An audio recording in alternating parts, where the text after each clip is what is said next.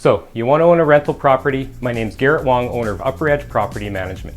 In today's segment, I'm going to be diving into renovations, or more specifically, how to estimate renovation costs without having a contractor with you.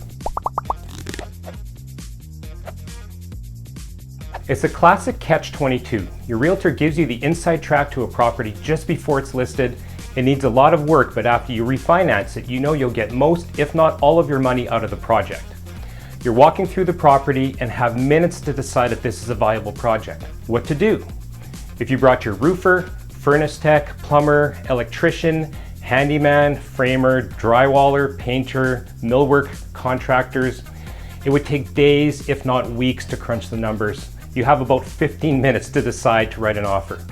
Even if you were able to pull every favor from the group I just mentioned, and they're able to give you on-the-spot quotes, are they going to do that every single time for the other 5 properties you want to see this weekend? So you can see the problem. Instead, let's take another approach. You need to learn how to estimate these things while on site. Now, while it seems an impossible task, let's break it up into its constituent parts.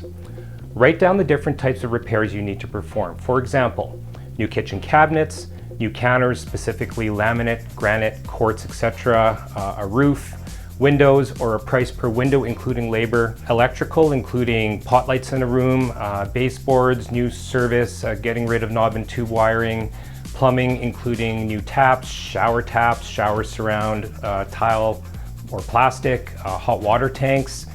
You've got flooring, hardwood floors, vinyl, laminate, carpet, VCT, heating including a new furnace, conversion to electric baseboard heating. Now, take this list, and I'd suggest maybe keeping it in a spreadsheet and start calling your network of contractors and ask them for a typical cost for the above list. What you do is you try to make sure this list is as accurate as possible and make sure you review it at least twice a year. As you gain more and more experience, you can then compare to actual invoices for your renovations that you've already done on different projects. So how do we apply this newfound knowledge?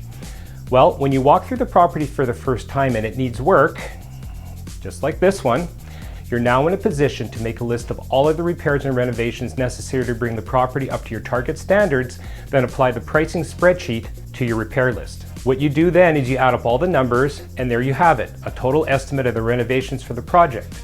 Now you're in a position to see if it's a viable project or not. So hopefully you found this information helpful. We'll see you next week. Thanks for watching.